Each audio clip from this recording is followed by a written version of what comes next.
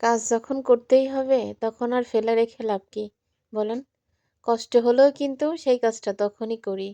যে এখন করলেও আমার করতে হবে, পরে করলেও কিন্তু আমার করতে হবে। যে মাছগুলা দিয়ে গেছে বলতেছে, "এখন আর কাইটেন না, ফ্রিজে রেখে দেন, সকালে কাইটেন।" তা আসলে উনি উনার মতো করে বলে গেছে, আমি আর কিছু বললাম না। তো এই ৭ কেজি মাছ কেটে, ধুয়ে, পরিষ্কার করে ফ্রিজে উঠায়ে আমি পুরা ক্লান্ত হয়ে গেছি। মানে ভয়েস করতেছি মনে হচ্ছে কি আমার মুখ থেকে কথা বের হচ্ছে না। তো মাছগুলা এত সুন্দর, আমার এত পছন্দ হইছে। টাকা সবসময় আমি কথাটা বলি যে, ভালো জিনিস খেতে হলে একটু টাকা বেশিই দিতে হয়। তো এইজন্য দিই বিধায় আমার বাসায় কিন্তু মাছগুলা এনে দিয়ে যায়।